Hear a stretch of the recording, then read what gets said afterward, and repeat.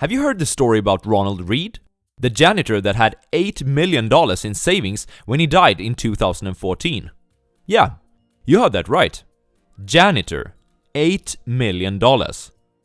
And he didn't win the lottery or inherit the money either.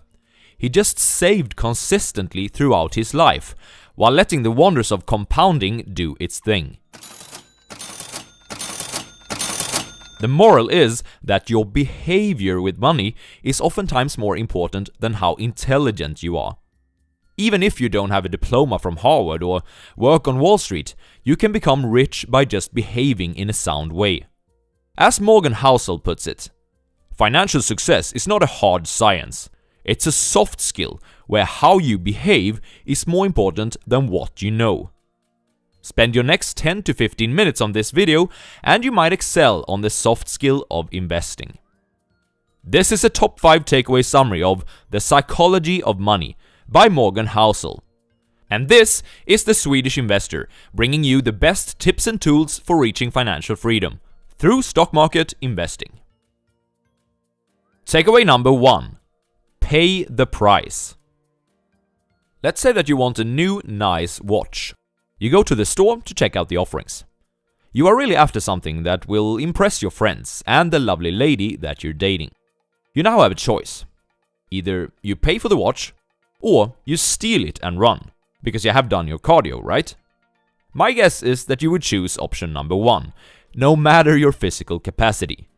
You would take out your card and swipe that thing. Do the right thing. The point is that you know that having a new watch comes with a price, a fee. And it's the same with investing. It comes with a price too. Throughout the videos on this channel, there are some recurring takeaways for high returns, one of them being a somewhat concentrated portfolio, with Peter Lynch perhaps being the exception. The concentrated portfolio brings with it a characteristic to your performance. It will be volatile. This is the price, the fee, for having high returns in the stock market over the long term. If you don't have the stomach to stay the course when your net worth decreases by, say, 20% during a single week, as 2 of your major holdings report quarterly earnings below what analysts expected, don't aim to maximize your returns, because the higher the returns, the higher this fee typically is. Let's say you already 10 years ago could visualize Netflix's bright future. You invested a large portion of your net worth in the stock. Well, you would be quite a rich person today. However, could you afford paying the price for this journey? Netflix has, during this period, had many major downturns. Would you have sat still in that boat during 2011, for example, when Netflix lost tons of customers and the stock price fell 80% from its peak during the ensuing months? Your portfolio returns would look terrible. What would you tell your spouse and your kids? Could you stomach facing them, knowing that you might have endangered their future? Would you still think that being almost all in Netflix is a good idea? This is, of course, an extreme example, but even if you have something less extreme than an all-in Netflix approach to investing, you'll have to pay the price of volatility nonetheless. Let's say that you bought an S&P 500 index fund in 1980. You'd still have to face about 13 years combined when your investment portfolio was down 20% from its high, and about 8 months when it was down 50%. That's tough. Stock market investing is a great thing that enables wealth creation like few other options. But don't try to fool yourself. It doesn't come for free. All investors will experience volatility, and you have to look at this as the price you pay for a brighter future. Takeaway number 2. Never enough. It's a very interesting phenomenon that you can hand somebody a $2 million bonus and they're fine until they find out that the person next to them got $2.1 million, and then they're sick for the next year. Capitalism is great at doing 2 things: generating wealth and generating envy. The urge to surpass your neighbors, peers, and friends can help energize your hard work and strive to really make it. And, of course, being motivated into becoming more productive and doing meaningful work is a good thing. But social comparison can also cause us to feel like we're never enough. Let's look at some statistics. To belong to the top 1% highest income earners in the US, you'd have to earn somewhere around $500,000 a year. That's what a highly specialized doctor, let's call him Bill, earns. And by almost any standard, Bill would be considered rich. He can afford to drive nice cars, go on long vacations to exotic countries, perhaps hire someone to do work which he thinks is tedious, etc. Bill has been feeling good about himself and what he has achieved financially in his life. Well, that was only until he bought a vacation home in the Hamptons and realized that he had Stan as his neighbor. Stan belongs to the top 1% of the 1%. He is a CEO of quite a large public company and earns a staggering $10 million per year. Now, you'd hope that at least Stan would be satisfied with his financial achievements. But nope. This guy was a childhood friend of Michael Jordan. And this all-time great basketball player is someone who belongs to the 1% of the 1% of the 1%. And well, compared to Michael's fortune of about $2 billion, Stan's yearly salary of $10 million suddenly seems like peanuts. Does it end here? Well, no, it doesn't. Because Michael occasionally attends parties with celebrities, where a guy named Jeff Bezos shows up. Bezos is the top 1% of the 1% of the 1% of the 1%, and he increased his net worth by about $75 billion in 2020, now sitting at something like $200 billion. There's always a bigger fish. The type of envy which has emerged from comparisons of this kind has caused a lot of people to do foolish things throughout history. Some have leveraged their portfolios to the teeth in order to move up to a higher pyramid, just to lose it all and then commit suicide. Some have acted on insider information and lost both personal reputation and then later their freedom when they've gone to jail. Many have forsaken their families and then had their partners leaving them or cheating on them, or both, as a result.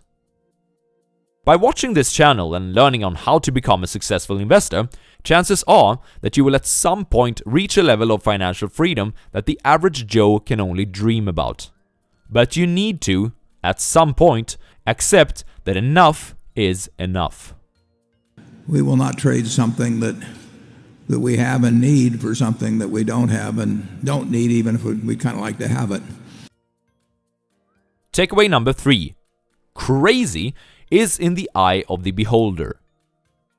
At a first glance, it seems like a lot of people do crazy things with their money. Some spend it in ridiculous amounts on ridiculous items, and others hide it under their mattresses. But the thing to remember is that people come from different backgrounds, with different childhoods, different parents, different life experiences, and different educations. All this adds up to different perspectives and different values. What seems crazy to you might make total sense for me. Morgan uses the example of lottery tickets in the book. The lowest income households in the US spends more than $400 per year on the lottery. This is 4 times more than the average in the highest income group. Combine this with the fact that more than a third of Americans cannot come up with $400 for an emergency.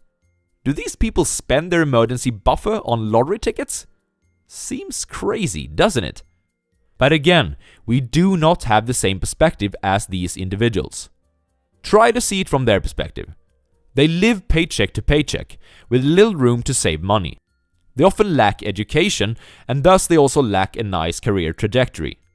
They can't afford a nice vacation or a new car, and they can't put their children through college without a mountain of debt. Buying a lottery ticket is their way of buying into the dream that many of us already live. That is why they buy more lottery tickets than we do.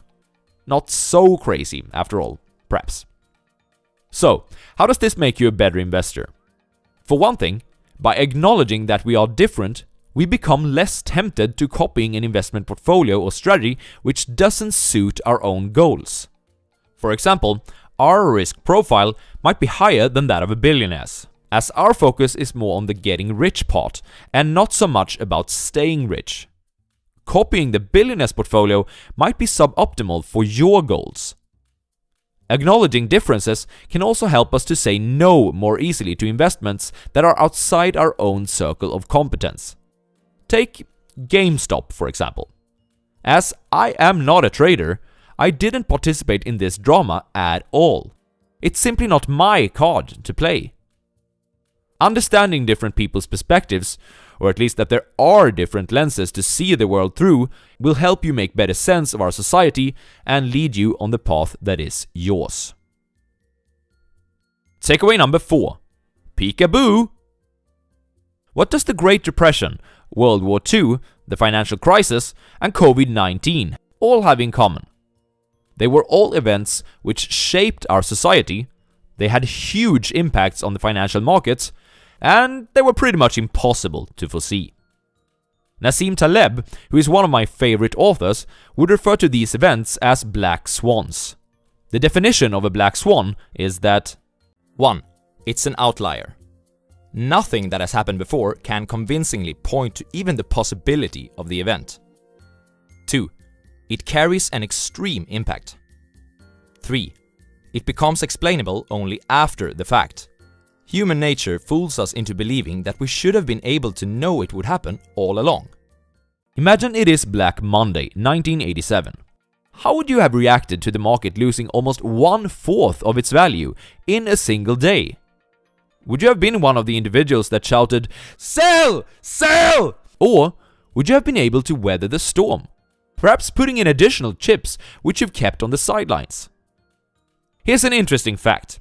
If you invested in the S&P 500 index 20 years ago, but you missed out on the 4 best performing stock market days, you'd have a 164% return instead of 291%.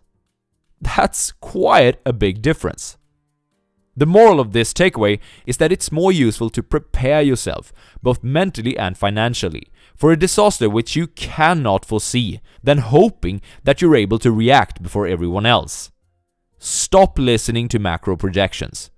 The things that will cause big fear among the investment community in the future are the things that are unlikely to be foreseen anyways. Takeaway number 5. The seduction of pessimism.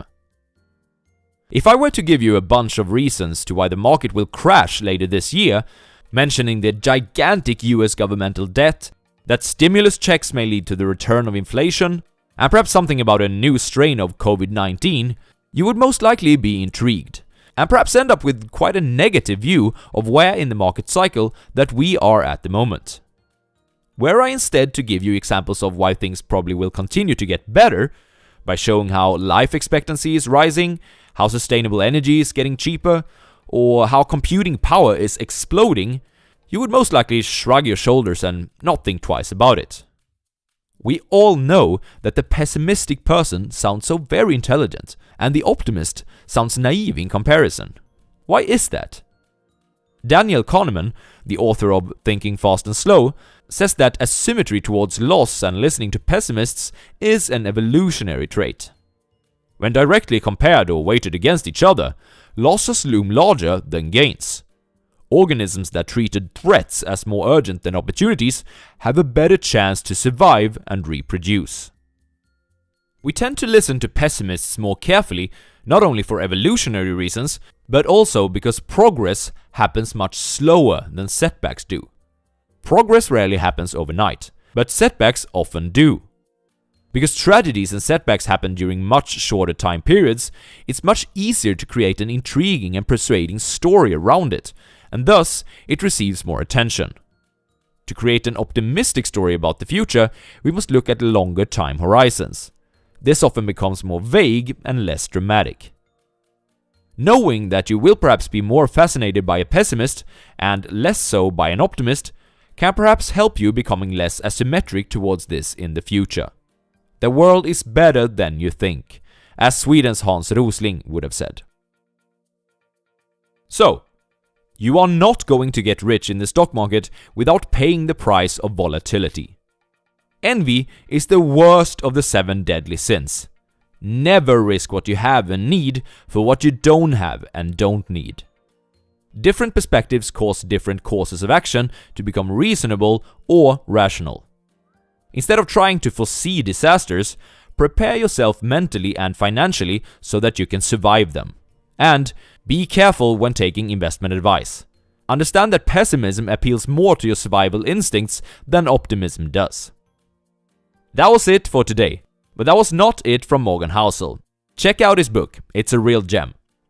Here's a suggestion on what you can watch next if you want to understand more about human psychology and its relation to money. Cheers!